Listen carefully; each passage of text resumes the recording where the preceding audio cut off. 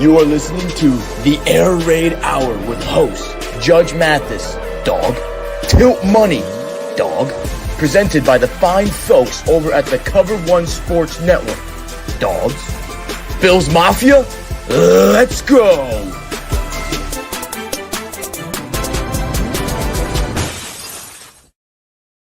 Welcome in, ladies and gentlemen, to the Air Raid Hour. My name is Steve Mathis. You can find me on Twitter at Judge Mathis, joined as always by my co-host Dave Tilton. You can find him on Twitter at Tilt Money. Together, we are the Bills guys, and this is the Air Raid Hour, presented by Picasso's Pizza and the Cover One Sports Network. Today's the day. It's game day. Everybody's feeling good. The Buffalo Bills are back at home after an extended absence. They are 9-3, looking to avenge their Week 9 loss to the currently 7-5 Jets. The Buffalo Bills control their own destiny, meaning if they win out, they are the 1 seed in the AFC. Dave, how are we feeling today? It's funny, like the path to this place in the standings feels a little odd, right? Like last year, you almost got the feeling like, do I dare say, like, did you get the feeling the Bills were maybe a better team last year? I don't know, right? But I think the injuries that we've battled all year, we really haven't had outside maybe then a few games, maybe even not like a really our full squad, right? We haven't had Trey until just recently. Obviously now Vaughn out. So like there is a little bit of a cloud on the injury front hanging over this team. But through all of that, they're still the number 1 seed. And like you said, through 12 games, there's 5 games to go. If they win these 5 games, they will be hosting every playoff game they play en route to if they make it to the Super Bowl. So huge couple weeks here coming down the stretch. Obviously, some other big games today as well. Miami is in LA to play the Chargers, which could be a good game potentially for the Chargers to knock off the Dolphins. But the Chiefs are playing Denver, so wouldn't expect them to lose there. So the Bills really need to take care of business today at home against the Jets. Yeah, before we get started, Kyle Segali coming in saying, please explain the Bills' handling of the secondary like I'm 5. And anyone who regularly watches their show, which is on right before us, the Cover One Roundup, will understand what I'm about to say. The Bills have just been an absolute shambles in the secondary ever since they lost Lafayette Pitts. They've just been unable to replace him. So, Kyle, that is my shout out to you in the comment section there. And we're definitely going to get to the secondary and be talking about the secondary a ton today. But let's start with Bills injuries and inactives. Due to injury, Reggie Gilliam is a no-go today, so the Buffalo Bills will play their first game this season without a fullback. He's out with an ankle injury. Jordan Phillips, who we sort of had a little bit of a laugh about it last week, the Bills' inability to take down Mac Jones, but it's costing us Jordan Phillips. Yeah. He is out for this game with a shoulder injury. Xavier Rhodes is back to the inactive list. Dean Marlowe, for the first time since coming back to the Buffalo Bills, is on the inactive list. Balon Spector and Justin Murray are the other inactives. That means Deion Dawkins, who was questionable with an ankle injury, he was limited, and then full. And Matt Milano, who was questionable with an knee injury, who was DNP, and limited on Friday, are both a go for this football game. So looking at the Buffalo Bills inactive list, looking at the 2 guys who will be playing through an injury today, what are your thoughts on that for the Buffalo Bills? Well, given that Dawkins and Milano are active, I think that the rest of the inactive list is not a surprise to me, right? I mean, Greg comes in, says Matt Milano, Deion Dawkins, and throws in the Kaiir Elam after that. And I think that's where a lot of folks are getting and questioning the prior game as to why a guy like Kaiir Elam being healthy, being a first-round pick, was down for that game, and Xavier Rhodes was up. And we heard the coach speak from McDermott, like we wanted to see what we had in Xavier Rhodes. And like you and I talked about how that was like maybe kind of BS, honestly. And like people were trying to justify, well, there's only 48 active and it may not be a great matchup. I don't care. He's a first-round pick. He's healthy. He needs to be active. He needs to get snaps in all situations against all types of teams. And so that, I think, I mean, I'm not saying McDermott heard, the criticism, because I think this probably would have been the case one way or another that Elam was going to be active for today. But my biggest thing that I'm going to be watching now for Dawkins and for Milano is, one, Dawkins, how effective is he going to be? We know the Jets' primary pass rush has really been generated from the inside, and Quinnen Williams leading their team in sacks. But how is Dawkins going to hold up? We saw David Quessenberry struggle a bit last week with some health and protection issues. when he was in. So it is welcome to have Dawkins back, but I wonder how effective or close to 100% he will be. And then likewise for Matt Milano, obviously the Bills really need him back for this game. The Jets killed the Bills in the short passing game the last time these two teams played. And Matt Milano and Tremaine Edmonds have become the new Micah Hyde, Jordan Poyer at the second level of this Bills defense. And not new, but like we need to talk about them more as having that chemistry together, like guys like Hyde and Poyer have in the back end. Milano and Edmonds playing together is special. And between Edmonds missing time earlier in the year, Milano being dinged up, it's nice now in this game where the Bills really need to get it done and really put the clamps down on that Jets sort of quick passing game to have him back for this game. But again, how effective is he going to be? The Bills are usually pretty cautious with these things. So given that they're both playing, you would like to think they're close to full health. Yeah, Greg Tomsett coming in and saying, hey, Xavier Rhodes didn't play bench worthy last week. He looked pretty decent out there. I'm not saying he was like a world beater or anything, but he didn't embarrass himself out there. So pivoting directly back to Elam has to lean more to health than the benching from Greg's perspective there. Onto the Jets injury and inactive list. They're getting relatively healthy as well, just like the Bills outside of their IR worthy or their IR players. The big one for them this week for injury is Michael Clemens, a guy who you loved in the pre-draft process, who's been a very good rotational defensive lineman for them, a very versatile guy. He can play inside, outside. He had an illness, and he's going to miss this game.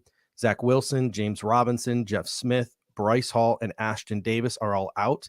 They typically have inactive Jeremy Ruckert, the tight end. They are activating him for this game, which maybe hints towards a more run-heavy game plan for the Jets in these conditions today in Buffalo. It's going to be a little wet. It's going to be a little slippery out there. They've inactivated Ashton Davis, and they've activated Jeremy Ruckert. But the big surprise to me, and this it's not a surprise in seeing it because I knew it was coming, because they have been doing it the last couple of weeks when all their running backs are healthy. But you trade for James Robinson. He looks good against the Bills. He looked good last week in the carries that he got, yet they have benched him for Ty Johnson and Bam Knight.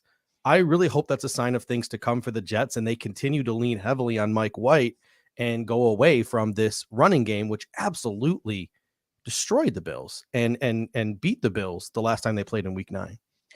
Last time the Bills played last game in Week 9, the Jets had 174 rushing yards against the Bills, and that was their second highest total of any game this season. Absolutely killed the Bills on the ground, and although the Jets were only 5 for 13 on third downs, they did gash the Bills on the ground, limited the Bills in time of possession. The Jets had more time of possession than the Bills, and that was obviously with a different set of guys. We're facing two entirely different guys today. That game was Michael Carter and James Robinson. Today will be Bam Knight and Ty Johnson. Those two guys are a little bit more proficient catching the ball. Michael Carter back as well, correct? And Mike, yeah, you're right. Michael Carter is back. So it's gonna be an interesting mix of guys for the Jets. But Mike White, 85 dropbacks in the last 2 weeks for the Jets. So if Give that's me all more, the Mike White dropbacks, baby. If that's more of the same, then bring that on. I'll take my chances there. In his defense, he's only been sacked twice in those 85 dropbacks. So we'll get to that in a bit too. But yeah, I'll take my chances with that versus what happened to the Bills on the ground last time. All right, first up on the docket is going to be the Buffalo Bills offense. But before that, this show is sponsored by Picasso's Pizza. 4 great locations in Williamsville, West Seneca, Lancaster, and Blaisdell. Buffalo Pizza since 1980. You can order online at picassospizza.net. And if you're an out-of-towner like us, you can even get it mailed to you at your home. And I can tell you from experience, it's just as good as getting it fresh from the restaurant. Again, that is picassospizza.net. All right, the Buffalo Bills offense. They get Deion Dawkins back, so they now have their starting offensive line from left to right back today. You also have Questenberry there. Who knows? Maybe Deion Dawkins tries to play this game. He tries to fight through it. Who knows if he can get through the entirety of the game? Eric Wood was talking on the WGR pregame show, like, what an absolute beast. A high ankle sprain, if that is what was sort of kind of hinted at and reported, if that's what he's truly dealing with, to come back in 2 weeks from that is absolutely incredible and speaks to just the kind of guy that Deion Dawkins is, the toughness that he has, and how much he loves his teammates and wants to be out there for his teammates. But you got Allen, Singletary, Cook, Hines, Diggs, Davis, Brown, McKenzie, Shakir, Knox, Morris, and then Sweeney. Who knows? Maybe we see a little bit of Quentin Morris at fullback today. For the Jets on defense, Carl Lawson, Quinnen Williams, Sheldon Rankins, John Franklin Myers up front, CJ Mosley, Quan Alexander, Quincy Williams, at the second level.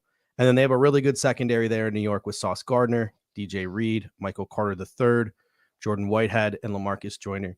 The Jets are 5th overall, 5th passing and 11 rushing in DVOA. The Bills defense is 4th overall, 4th passing, 17th against the rush. What do you expect from this Jets defense today in defending the Buffalo Bills?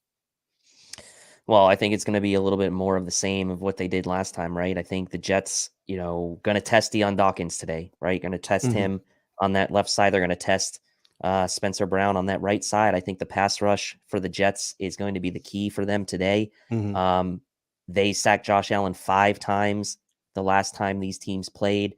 The Bills really, outside of Josh Allen, had no running game whatsoever to speak of. Josh Allen had the 86 yards on the ground. Next closest for the Bills was Devin Singletary with 24. So obviously the Jets were able to kind of get that pass rush going. The Bills were traditionally one-dimensional, I'll say, although Josh Allen did have some success running.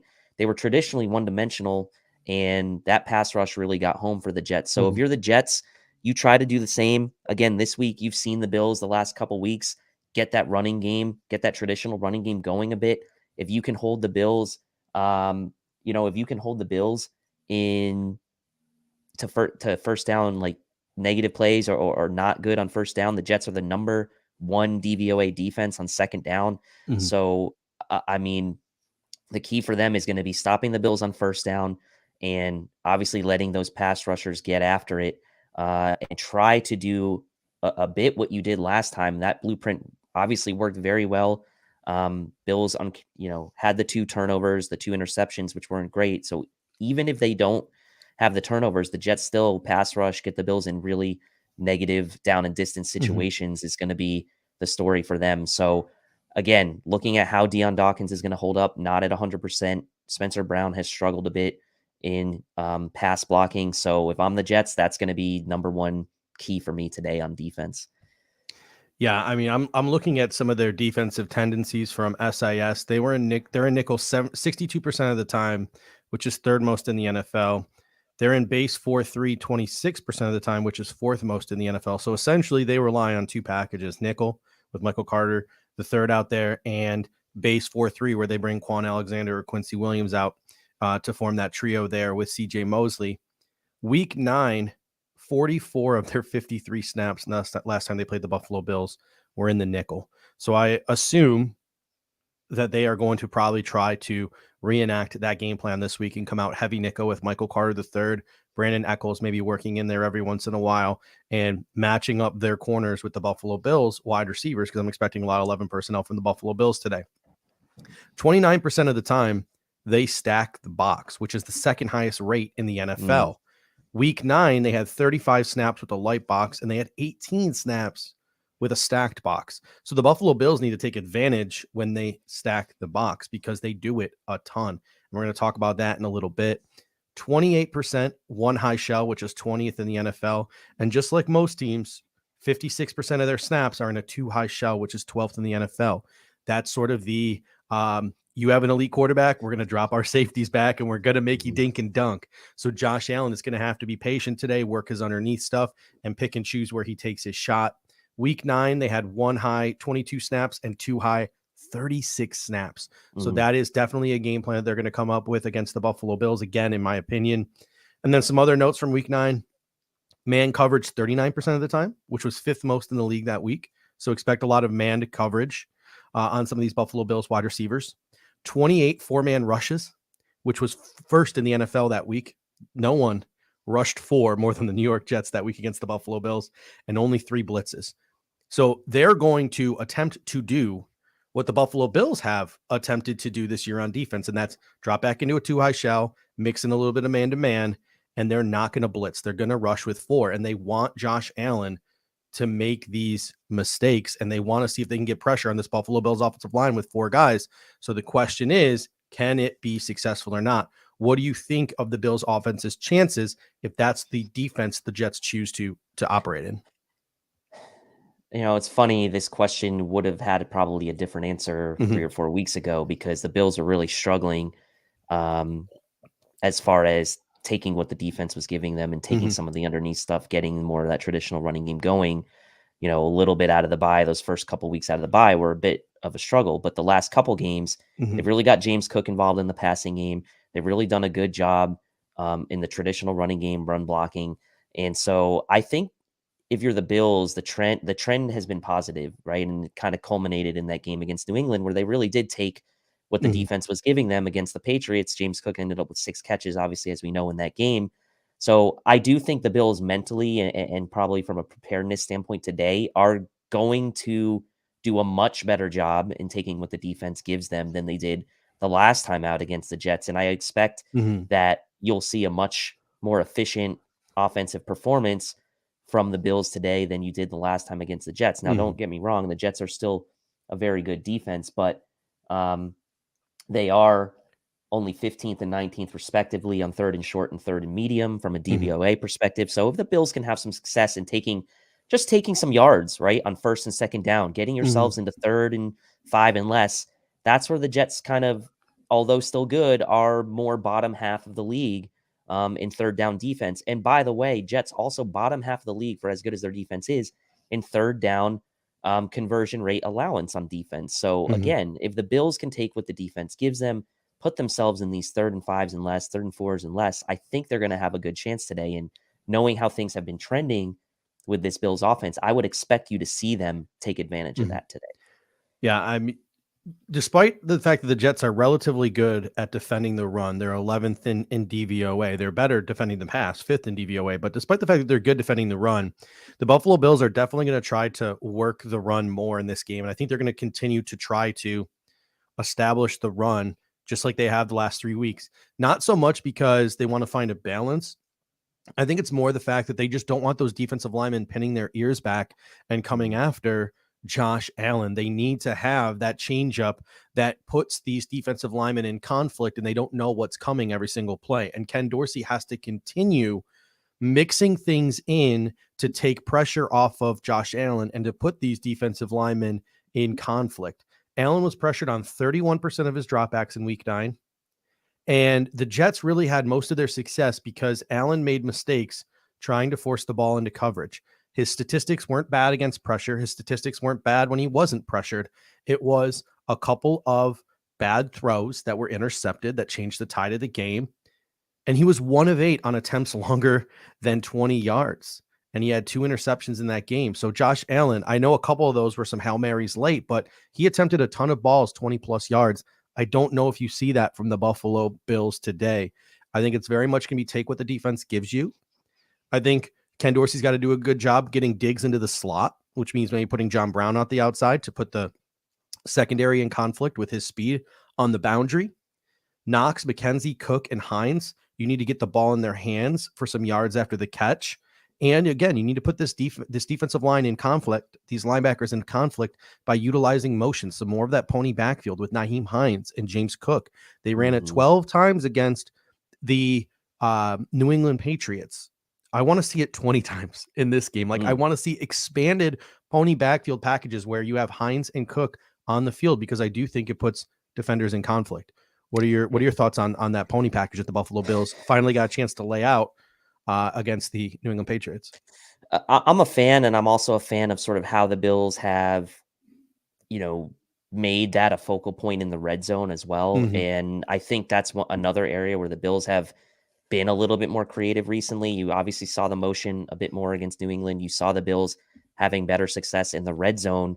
And this is a very interesting statistic, I feel like, from a DVOA perspective. The Jets are 31st in red zone rushing defense. So as good as like their defense is in almost every DVOA metric, once you get into the red zone, this is a team that you can have success running the ball against.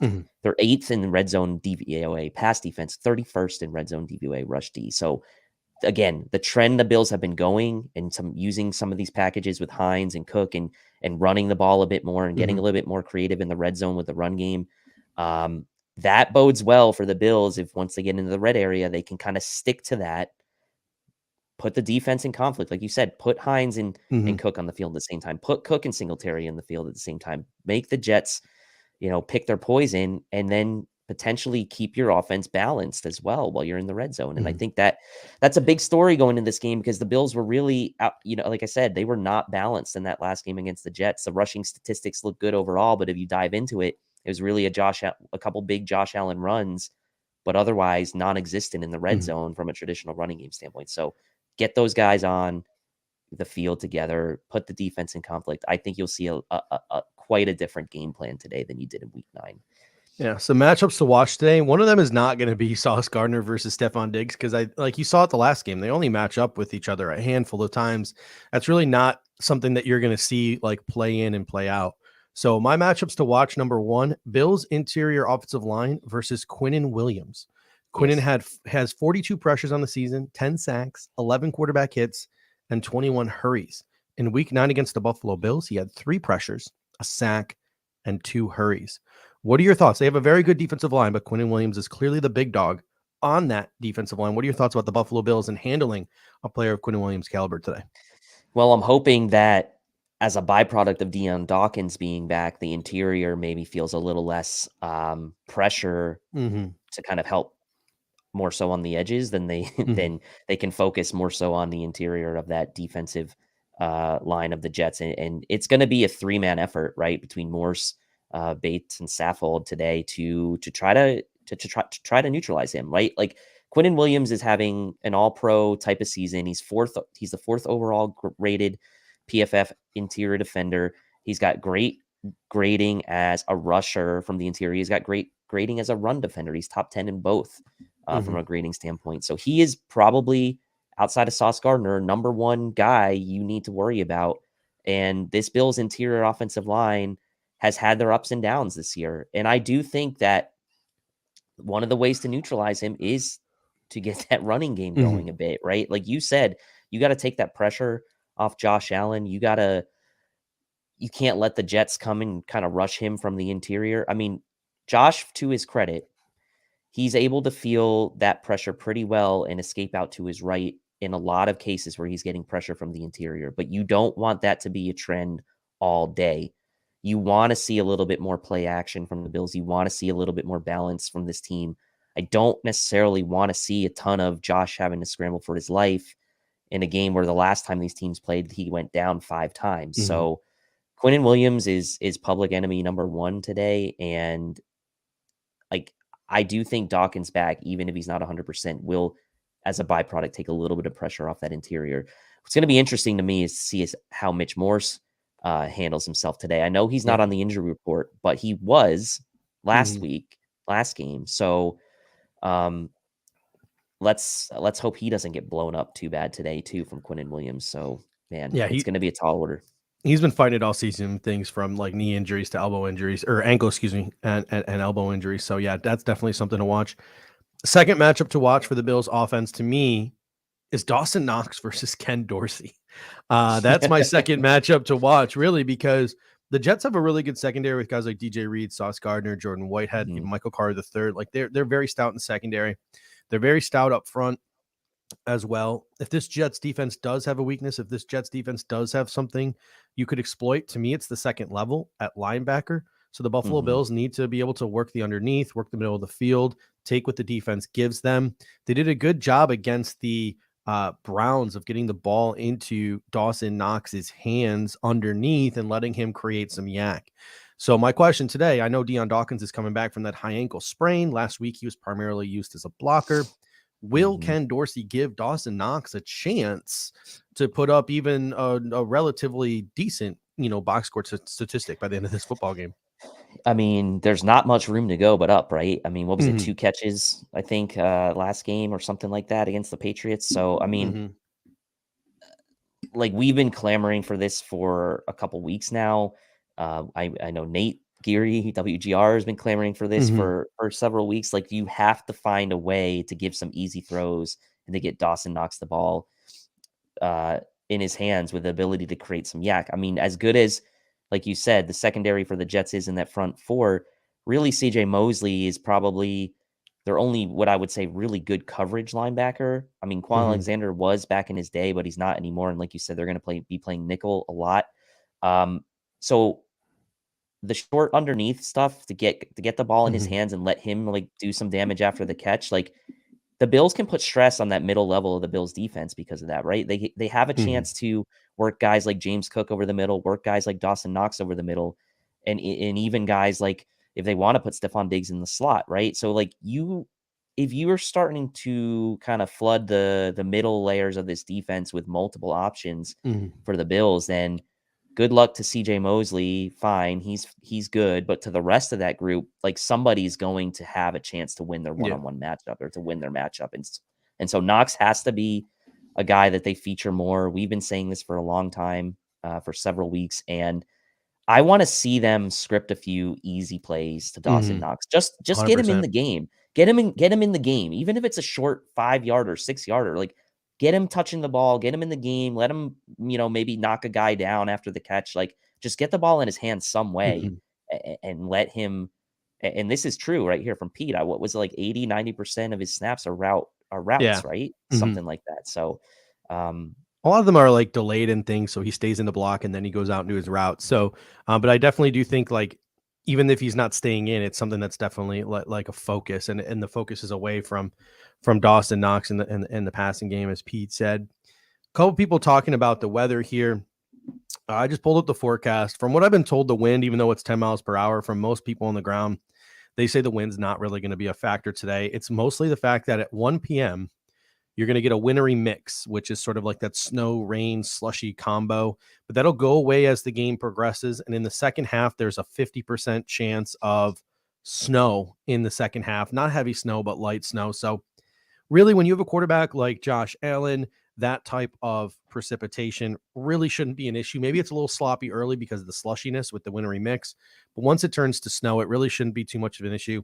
The Jets do have maybe like a little bit of an advantage. They played in those conditions 2 weeks ago against the Chicago Bears, where it was cold and it was raining, and Mike White put up some pretty decent statistics there. But yeah, that's the sort of weather people are playing in today. And we got Kevin Masseri of the Going Deep podcast coming in saying, hey, the Buffalo Bills got 4 starters back from their Week 9 loss: Brown, Milano, White, and Poyer. And most of those are on the defensive side of the football. And that's where we're moving to next, is the defensive side of the football. Looking at the Jets offense, it's going to be Mike White, Michael Carter, Bam Knight, Garrett Wilson, who's on an absolute tear. We're going to talk about that in a moment. Corey Davis, Elijah Moore, Braxton Berrios, a lot of really good skill position players for the New York Jets. And Mike White is doing a semi-decent job of making sure he gets the balls into these guys' hands. CJ Azuma, Ty Conklin as well. So they got a pretty decent duo at tight end. Along the offensive line, Dwayne Brown, Laken Tomlinson, Connor McGovern, Nate Herbig, and George Fant are doing a solid job. Like you said, Mike White's only been sacked twice in 85 dropbacks. They do have Duvernay Tardif coming out of retirement. He is active today. Maybe he slots into that Nate Herbig spot. Nate Herbig is like the weakest link in terms of like name recognition on that offensive line. I don't know the advanced statistics in front of me, but with Duvernay Tardif coming out of retirement, that Nate Herbig spot could be up for grabs, and maybe you see him playing a little bit of right guard today. The Jets offensive DVOA is 19th overall, 23rd in passing, 12th in rushing. But under Mike White, they are 8th overall. It's only a 2-week sample size. 13th in passing, 7th in rushing. The Bills' defensive DVOA is 4th, 7th in passing, 3rd in rushing. Some tendencies from SAS for the New York Jets offense. With Mike White, they run 11 personnel 67% of the time. They like to get those weapons on the field. 12 personnel 30% of the time with those 2 solid tight ends they have. They've had 17 no-huddle snaps, which is 6th most in the NFL in the last 2 weeks under Mike White. They run a lot of motion, a lot of play action, a lot of RPO, a lot of window dressing, and then they like to put the defenders in conflict and get the ball in the hands of these playmakers. What do you think the Buffalo Bills' defensive game plan is going to be against these New York Jets? I would think it's going to be similar to what the Jets are going to try to do to the Bills. The Bills are going to try to get home with 4 like they always do. They're not going to blitz a ton. We know that. They're going to try to make Mike White throw the ball 40 times plus to beat him. right? And the Bills are going to have to basically look at, in my mind, two key guys, one running the ball, one receiving. And that's obviously Michael Carter, who did damage this last time we played back off his injury. And to me, Garrett Wilson, right? I mean, Garrett Wilson has been it's incredible the difference that he has made with Mike White under center. 29 receptions over the past 5 games, which, by the way, includes a game where he only had 2 catches against the Pats. Even the last game that they played when Zach Wilson was the quarterback, Garrett Wilson had 8 catches for 92 yards against the Bills. They've been using him in the slot and out wide. 40% of his snaps on the season have come from the slot. But in the last 2 games, which I found interesting, he's only been 28% out of the slot. So it'll be interesting to see if that trend continues today against the Bills, with Trey White obviously back and Kyle Elam there, or if they go back to sort of their more their tendency that Garrett Wilson has had this year, which has primarily been skewed more towards the slot at 40% as opposed to the 28 from the last 2 weeks. But he's been an absolute terror. They've been using him all over the field. He's obviously Mike White's number 1 target. So to me, he had the 8 for 92 last time these two teams played. You got to do something to take Garrett Wilson, or at least slow him down from this game, make Mike White beat you to other guys. And also, you need to stop Michael Carter on first downs if you're the Bills' run D. So I do think it's kind of like a similar game plan to what the Jets are going to have against the Bills. So that to me is number 1. Bills have to stop the Jets' running game on first down. They ran 174 yards, like we said last time against them, and forced Mike White into 3rd and longs. Yeah, like their offensive coordinator, Mike LaFleur, in his 2 years, he really hasn't been that impressive. Now, he's a first-time play caller, just like Ken Dorsey, and he's taking his lumps, but I haven't been too impressed with Mike LaFleur. A big part of the Jets' success is the fact that the Bills had played the Green Bay Packers a week previous, and Matt LaFleur, who's the better LaFleur, sort of figured out the Buffalo Bills defense in the second half, and I'm guessing, shared his notes with his brother, who was able to exploit the same thing in the Buffalo Bills Week 9 matchup. The Buffalo Bills have, I'm assuming, adapted to what Matt LaFleur, not Mike LaFleur, figured out, and the Jets aren't going to be able to lean on that in this football game. So it's going to be really interesting to see how the inferior LaFleur sort of pivots and tries to go against the Buffalo Bills offense today. I'm expecting pressure with 4 and just more discipline on the back end. The Bills' game plan was probably pretty solid the first time the Bills played the New York Jets. The only problem was Jaquan Johnson looked completely lost. We now have Jordan Poyer. Terrell Bernard was playing, and while Terrell Bernard looked fine out there, he's no all-pro in Matt Milano, who's back for this football game.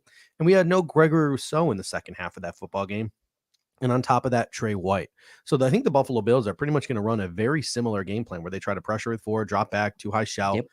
And they're just going to rely on the fact that the players on the field are a lot better than the last time they play the New York Jets. And it's going to be interesting to see how Mike LaFleur pivots. And that goes to our sort of matchup watch here. Our first matchup, the Jets offensive line versus the Buffalo Bills defensive line. You mentioned it, week 9, 29 carries, 174 yards, 6 yards per carry, and a touchdown. They iced the game on that 6-minute, 89-yard drive. 77 of it was rushing yards to take that 20-17 lead and give the Bills the ball back with very little time, down 3 points. What are you expecting today? No Jordan Phillips, no Von Miller. We got Gregory Rousseau back. He missed the second half of that game. What are you expecting? Jets offensive line versus Bills defensive line. I'll tell you what, they looked hungry pregame wearing those Von Miller Dreamathon shirts. Shaq Lawson looked in the zone. I mean, I can't see a situation where this team comes out flat defending the run today, given what happened last time, and especially given the last 2 games, right? They held New England 60 rushing yards, or the Browns 60 rushing yards. New England was something under 100 as well. Like the last 2 games, the Bills run D has been actually really good, and getting guys like Poyer back, obviously for this matchup, Milano, like they're going to help in this run defense, right? I mean, it obviously starts with the defensive line, and you still have Ed Oliver there. You still have Rousseau, who's great against the run. Epenesa and Basham doing their thing. Edmonds obviously has been playing well against the run. So I just feel like this defense is ready to have a better day than they did last time out against the run. And ultimately, like, there's going to be a chip on their shoulder knowing that this game was a loss for them last time, right? I mean, yes, the Bills still held the Jets to whatever it was points wise last time. Like the Bills offense still should have done more, but you still gave up 174 yards on the ground, and you still gave up that long drive at the end to pretty much seal the game, or almost seal the game. And so I think there'll be a chip on this Bills defensive line shoulders. They're going to go out there and play hard for Vaughn, obviously, and they have been playing well the last 2 games against the run anyway. So I do think it's going to be a much better day playing at home. And it certainly has the feeling that this game could be I hate using this phrase, but could it be a statement game for the Bills after what happened last time? I certainly hope so. Now we got Chris Kepner coming in saying the Bills pass rush is about to get downright scary playing for Vaughn down the stretch. And Vaughn's still going to play an important role as a veteran leader and a mentor on this football team and Renaissance man. We can't forget Ed Oliver as well. He showed us what he can really do in that Lions game, and we're going to need to see that type of performance on a more regular basis. And that is 100% true that we're going to need to see Ed Oliver and maybe George Fant, as Kevin Masseri comes in and says, watch out for him. He's got some pretty poor statistics. PFF does not grade him very highly over there at the right tackle position. Him and Max Mitchell both are badly graded. So and I know Max Mitchell's season's over, so there's no one to rely on. Yeah. I mean, coming off the bench, they got no one behind George Fant now. Yep. The second big matchup to watch is Garrett Wilson versus the Bills corners. You mentioned last game, 8 catches, 92 yards versus the Bills. His last 2 games since Mike White took charge of the Jets offense, 13 catches, 257 yards, and 2 touchdowns. Yeah. I'm looking at sort of his matchups here on PFF. Christian Benford covered him the best when the Buffalo Bills played them last. On 2 targets, he allowed 1 reception for 9 yards. Teron Johnson fared pretty well, 1 of 1 for 7 yards. Dane Jackson, not so much, 2 of 2 for 27. You had Kyer Elam, 2 of 2 for 23 yards. And then that one play where Saran Neal had to come onto the field for a injured Teron Johnson, and he gave up a 24-yard reception to Garrett Wilson out of the slot. They immediately matched him up on Saran Neal when he came onto the field. So Garrett Wilson is going to be something the Buffalo Bills need to pay attention to today. Obviously, Jordan Poyer's back, which helps in the back end. And the question now, Xavier Rhodes inactive. You got Trey White, you got Dane Jackson, you got Kyer Elam. How are the snaps shared there in the Buffalo Bills secondary at the boundary corner position? Again, so Trey, another week removed, right? Coming back mentally, coming back physically. He's on the home field. I envision this maybe to be where like this was like the scenario where maybe we thought we would see once Trey was back, which was him getting most of those snaps at CB1 and then having Elam and Dane Jackson rotate at the CB2. I do think it's going to be a tall order for Kyer Elam and Dane Jackson today if they get matched up against Garrett Wilson. Like, I don't want to, like, that's not a great matchup for either of them. As good as, we hope Elam will be and has had his moments, and Dane has had his moments too. Dane's also had his moments of getting cooked against, number 1 wide receivers over the last 4 or 5 games. So if the Jets find a matchup where they're getting Wilson against Elam and Dane Jackson, I think they're going to take that matchup. As far as the snap, do I expect Trey White to get 100% of the snaps? Maybe not. Maybe it'll be a 3-man rotation between those 3 guys, and maybe Trey does get the majority, right? Like maybe Trey gets something in the neighborhood of 70 to 80% of the snaps, with the rest of it being rotation between Elam and Jackson, and the 3 of them kind of rotate. But I would hope, right, today that Trey is going to get close to his full allotment of snaps another week removed, and we see maybe a rotation with Elam being inactive last week, coming back being active this week. I don't expect him to get thrown into the fire for 100% of snaps either. So I expect them to be a rotation between him and Dane Jackson. Yeah, hopefully Trey White gets that one side all to himself in this game, and hopefully that helps a little bit. I know they don't really match up, and the Jets will probably try to avoid Trey White as much as possible with Garrett Wilson, but just having Trey White out there, I think it really stabilizes this boundary corner position. Hopefully he's starting to work his way back to full health and being that CB1, and then once that CB1 falls into place, you can sort of rotate and mix and match it and make that CB2 work. On to special teams now. Tyler Bass and Sam Martin go head-to-head with Greg Zuerlein and Braden Mann. And then I think the really interesting matchup is in the return game. Nyheim Hines versus Braxton Berrios. The Jets are 14th overall in DVOA on special teams. The Bills are 3rd. But I really do think if this game ends up being a close contest, Berrios versus Hines squaring off, it could be sort of a back and forth, competition. Who can make the game-changing play? Who can flip the field? Who can put their offense in a really good position to pick up some easy points that could turn the tide of the game? So I think Braxton Berrios and Nyheim Hines could play a big role as returners in this game, especially if it's close. Yeah, especially if it's close. I mean, we know we liked Braxton Berrios in the offseason. We were fan of his. Not 10 million AAV, but not we 10 him. million AAV. Nyheim Hines has been pretty steady since he's joined the Bills as far as being a return man. Didn't necessarily have a ton of chances last game against the Patriots. A lot of fair catches in that one, but he's going to have a couple chances today, most likely. I don't expect the Jets to be having a hugely successful third down conversion rate today. I expect there to be some punts in this game, and I expect Hines to have a chance. And in the chances he's had in the past, since he's been with the Bills, he's made a couple nice returns, and he's been very steady in securing the ball. And I'm not meaning to try to jinx him here, but we saw what happened in the Pats-Jets game, and I'm not saying it's going to be the same, but the Pats came out on top on that one with Marcus Jones having the big return. One play like that can make a big difference. And even if it's not a touchdown, field position, putting the Jets behind, I mean, all these factors, special teams could come down to being a huge factor. And not to mention, I think Zuerlein kicked 5 field goals last week for the Jets, including a 60-plus yarder. So, but on the return game, yeah, I think Hines, knowing Berrios is on the other side, is going to have a little bit of something to prove. Not that he has anything to prove to us, but I think, Berrios making that money, being one of the kind of what I would call a premier return man, Hines might have a little bit of a chip on his shoulder and kind of showing what he can do today.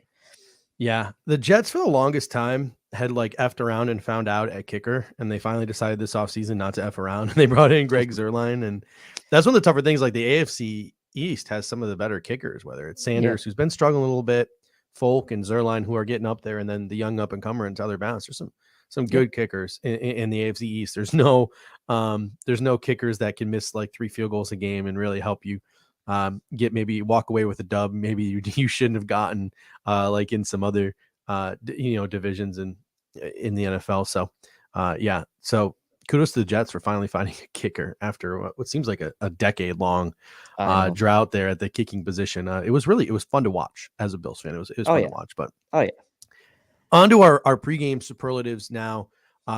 As always, feel free to join in. We're going to walk through. We're going to give out some pregame predictions, some pregame superlatives. Let us know in the comment section who you think is the Take Me Higher player of the game, the wild card player of the game, the Respect You player of the game. So play along with us. We'll put some of your comments up on the screen. And we're going to start, as always, with our Take Me Higher player of the game. That is a star player other than Josh Allen, who has to step up for the Bills to win. Can you take me higher to a place where blind men see? All right, so let's start it off with our Take Me Higher player of the game. Dave, who's your Take Me Higher player of the game? He should be, right? And it's time. It's time for Dawson Knox, right? It is time for him to break out over the middle of the field.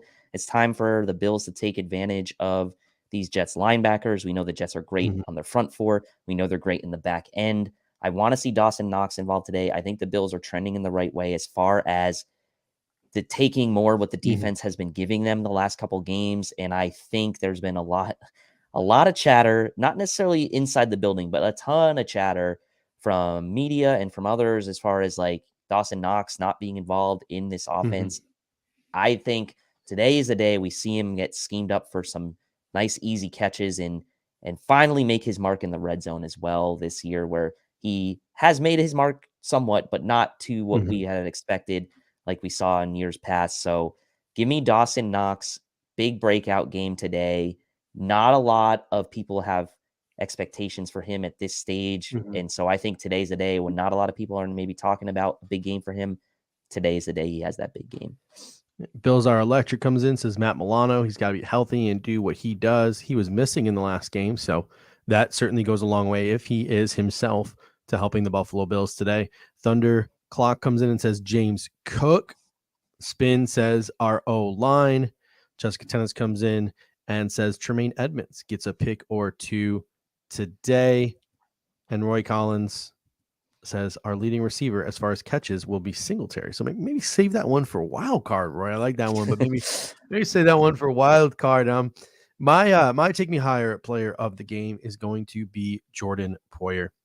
Jaquan Johnson, you can easily point your finger at Jaquan Johnson and say he was one of the leading causes for the Buffalo Bills losing to the New York Jets in week 9. Yes, Allen threw interceptions. Yes, the Bills only scored 17 points, but to be honest, none of that would have mattered if Jordan Poyer was playing because the Jets don't score 20 points. The number of bad angles that Jaquan Johnson took in the running game, there was one that he took that allowed a Jets running back to pop off like a 20-yard run on that last drive when they were backed up against their own sort of goal line that really got that drive started. There was a couple early in the game, like Jaquan Johnson was so bad, he was benched for a cornerback in Cam Lewis the next week. And then Cam Lewis, you could essentially finger point as maybe one of the guys who lost the football game against the Minnesota Vikings with that Justin Jefferson play. So Jordan Poyer, sorely missed when he's not on the field. I believe the Bills are still undefeated when Jordan Poyer plays in a football game. So he is my take me higher player of the game. I'm going to go with Jordan Poyer. Up next, we have our wild card player of the game. That is a surprise player who could affect the outcome of the game. Guys, why aren't the brakes working? Because I cut the brakes! Wild card, bitches! Yeah! So we're going to go to Roy's now. I'm going to say this is your wild. I'm going to deem it a wild card for you. He says our leading receiver as far as catches today is going to be Devin Singletary. Stephen believes comes in and says no turnovers on Gabe Davis targets against Sauce. What is your wild card? Who is your wild card player of the game? Garrett Wilson's a tough matchup, right? Slot, lining up in the slot, lining up out wide. I like Taron Johnson to make a big impact today. Has had a relatively quiet season, has had his ups and downs. We haven't been talking about him as much from a splash play perspective. Obviously, it is highlighted by those 2 huge interception returns for touchdowns that he's had in big games against the Steelers and the Ravens in the playoffs. But we haven't talked about him a ton this year as far as splash plays. I think he's going to have his hands full in situations where Garrett Wilson does line up in the slot today, still lining up there about 30% of the time in the last 2 games. So he's going to have his chances to make a play when Mike White targets Garrett Wilson. And at the end of the day, it's still Mike White. And I still take my chances with Taron Johnson making a play against Mike White on maybe a big opportunity where they're going for a shot against Garrett Wilson or something over the middle against Garrett Wilson and Taron Johnson's matched up. I like Taron Johnson to be a wild card today, maybe get himself an interception today. We got Brendan P coming in, says Shaq Lawson need him to finish this week. And Abtide coming in saying it's time for a Dawson Knox breakout. Josh needs to own the ball early and let him show he can get physical and make those contested catches. My wild card player of the game is going to be Nyheim Hines. I think I'm not saying he puts up big stats today, but I'm saying the Buffalo Bills utilize that pony package at least 20 times today. I think they pushed 20. They had 12. They had 13 total against the Patriots. 12 of them were Hines / Cook. I think they get towards 20 today with that pony package. Now that they had even more time to install it. So I think Hines scores a touchdown today. It's either a red zone catch or a jet sweep. So I think Nyheim Hines, you mentioned the Jets not being so great against the run in the red zone. I think Nyheim Hines, a running back, takes advantage of some of those second level defenders like a Quincy Williams or a Quan Alexander, and he gets himself a touchdown in the red zone today. And that brings us to our Respect Me player of the game. An opposing player the Bills need to respect in order to win this football game. I pure, straight hate you.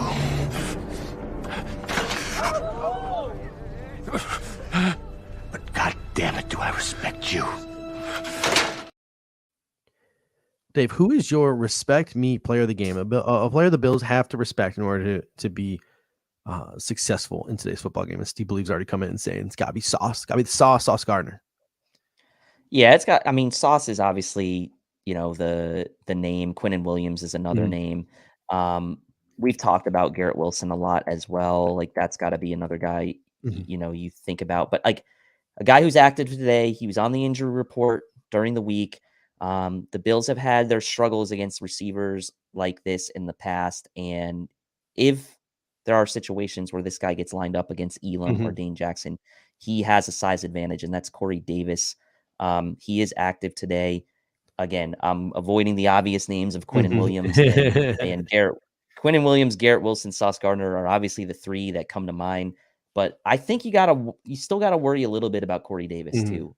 So the Jets have a nice allotment of skill position talent. There is no question about it. They do have nice skill position talent. And so while all the talk's been about Garrett Wilson, Corey Davis is playing today. He is active. He was banged up, I know, but he is playing today, and he's a size guy. He can go down the field.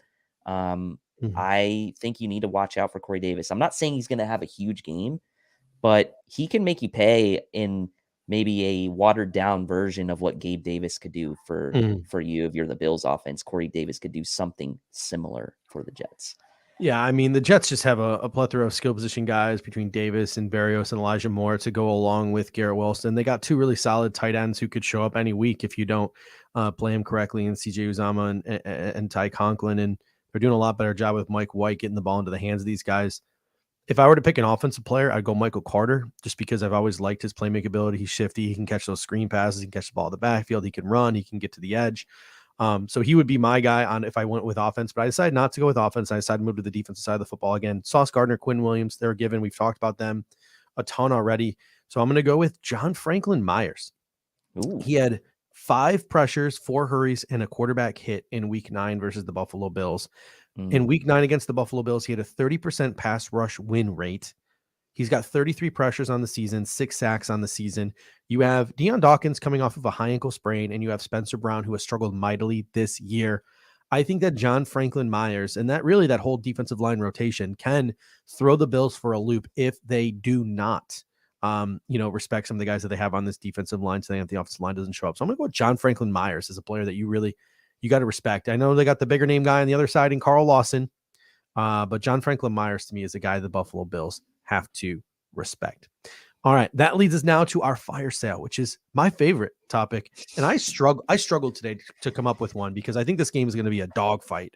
And I don't think you're going to see a lot of like big statistics from anybody. I hope I'm wrong, but what is the hottest take for today's game? Oh my God! We're having a fire sale! Oh, the burning! It burns me! Evacuate all the school children! Oh, mate! This isn't a fever! Sing, Greg! Can't even see where the knob is! So what is your hottest take for this game? And in the comment section, feel free to hit us up with your hottest take of the game. Mike White, 57 dropbacks against the Vikings. 2 picks, including a really bad one towards the end of the game. I think that Trey White gets his first interception of the year today. I will take my chances that Mike White will turn into the Mike White we all know and love to play against as a Bills team. Trey is going to get his confidence back even more today. He's going to make a big play on the ball today in a game, like you said, and I agree, will be a dogfight. I like Trey to get his first interception of the year today in a game where he might not get targeted a ton, but he's going to make a big play today, and I think it's just going to ignite the entire defense. So give me Trey White getting an interception today, first of the year, back from injury for a few weeks. That's my hot take. And we got Kevin Masseri. I'm assuming he got this off of Twitter. One of the beat guys probably tweeting what they saw in pregame warmups. But Dane Jackson and Trey White will be starting at corner. So that bodes well for you with your hot take. Bill Basner came in and says, I think Cook has a good game, allows us to control it. Stephen Billups comes in and says the defensive line will perform well without Vaughn.